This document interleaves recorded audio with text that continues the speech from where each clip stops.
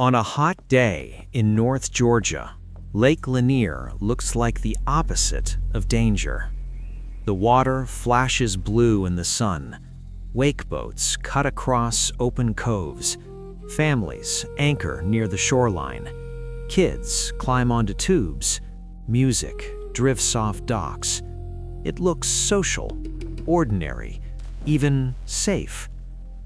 But this lake has built a darker reputation than almost any other recreational water in the American South. Over the years, the number repeated again and again is staggering. Roughly 700 people are estimated to have died in or around Lake Lanier since the reservoir opened in the 1950s. The exact total depends on how different incidents are counted across decades of reporting.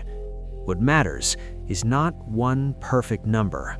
What matters is the pattern.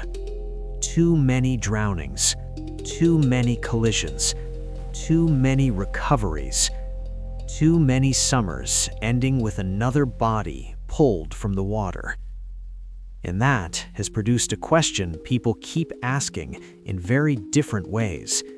Is Lake Lanier cursed, haunted, unusually dangerous, or simply crowded, misunderstood, and unforgiving in ways most visitors never fully see? The truth begins with what this place really is. Lake Lanier, officially Lake Sidney Lanier, is not a natural lake. It is a federal reservoir in North Georgia, created when Buford Dam was built on the Chattahoochee River in the 1950s. The lake spreads across nearly 39,000 surface acres and runs through a long, irregular landscape of coves, inlets, ridges, and old river channels. It has more than 690 miles of shoreline and draws millions of visitors every year. That scale matters, because Lake Lanier does not behave like a small, simple lake. It behaves like a vast recreational system layered over an older landscape. It can feel intimate near a dock, then suddenly wide, exposed, and busy in open water. It can look calm on the surface, while the terrain under it drops away into old channels and steep contours. It invites confidence because it is familiar, developed, and heavily used. And that confidence is part of the story. To create the reservoir, the federal government bought land, moved families, relocated businesses, churches, and cemeteries, and transformed a patchwork of foothill communities into water storage for flood control, power generation, water supply, and recreation. Roads disappeared. Structures were removed or abandoned depending on what the project required. The result was not just a lake. It was a flooded human landscape.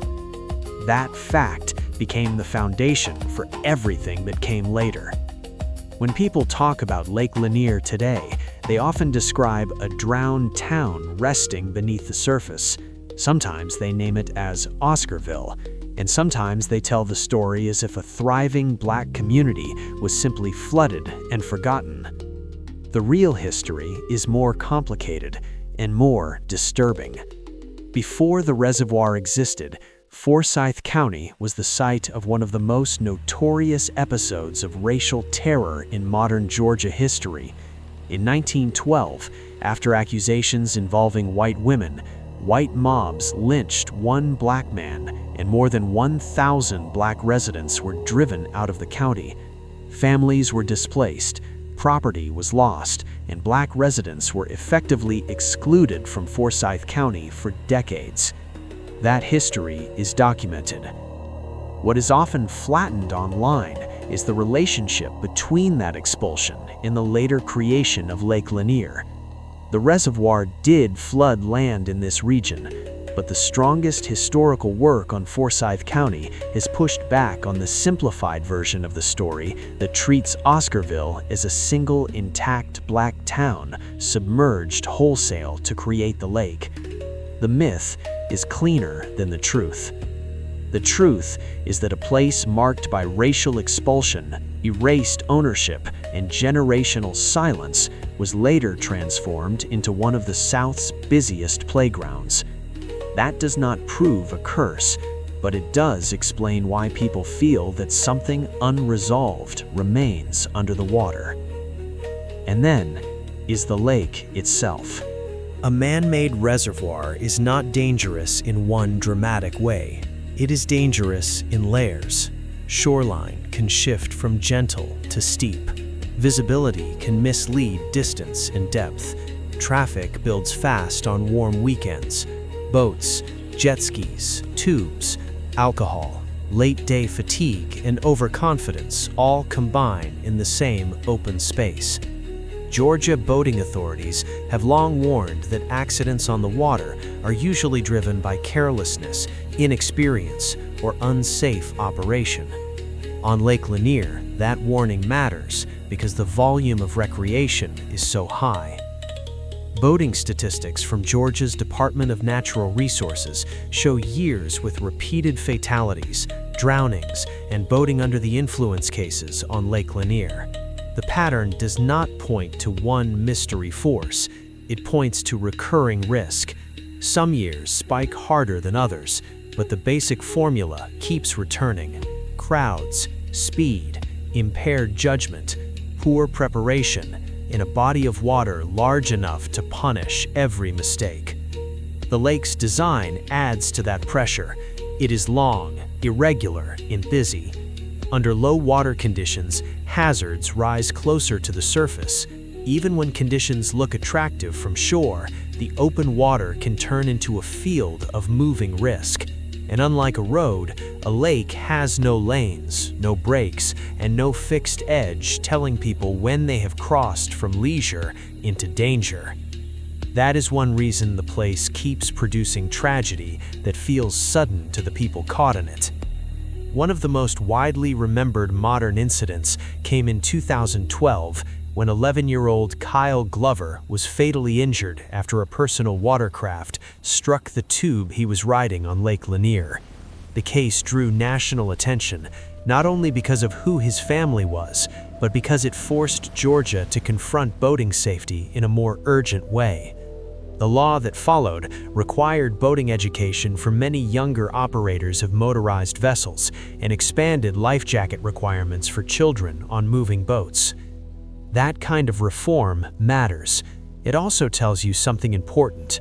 Authorities did not respond to Lake Lanier as if the danger were supernatural. They responded as if it were structural, behavioral, and preventable. And yet, the legends keep growing. The most famous is the Lady of the Lake, a ghost story tied to a 1958 crash in which two women drove off a bridge into the reservoir. Over time, the story evolved into sightings of a woman in a blue dress wandering near the water or appearing to people on the bridge. Around that legend, an entire folklore took shape. People say the water pulls swimmers down. They say spirits move beneath the coves. They say there are places where the water feels wrong before anything happens. None of that is proof of anything supernatural, but folklore does not survive because facts are weak. It survives because facts are strong enough to support emotion. At Lake Lanier, the emotional conditions are perfect for legend. A crowded pleasure lake with a long death toll. A reservoir built over a lost landscape. Cemeteries moved, communities altered, a county with a brutal racial history, families who still remember names that maps no longer show. And year after year, another drowning, another collision, another headline that makes the whole story feel active again. That is how places become haunted in the American imagination. Not because ghosts are documented, but because history and hazards stack so tightly that people start looking for a single explanation big enough to hold all the loss. In that sense, Lake Lanier is not frightening because nobody understands it. It is frightening because too many parts of it are understandable. A massive reservoir, heavy traffic, human error, impaired boating, depth, speed, fatigue, heat, and distraction. A built environment that erased older roads, homes, and routines. A public memory shaped by real injustice and repeated tragedy. The curse is the shortcut version. The real story is harder to say and harder to forget. Lake Lanier keeps taking people because it combines everything that makes water dangerous with everything that makes history hard to bury. It is beautiful enough to lower people's guard, busy enough to multiply mistakes, old enough to carry memory, and famous enough that every new death feeds the legend of the last one. So when people ask what is beneath the water at Lake Lanier, the answer is not just trees, mud, or lost foundations. It is a reservoir built on a transformed landscape. It is decades of recreation and grief occupying the same shoreline. It is a place where folklore rushes in to explain what risk, history, and human behavior have been building for years. And that may be the darkest part of all. Because Lake Lanier does not need to be cursed to feel haunted. It only needs to be exactly what it is.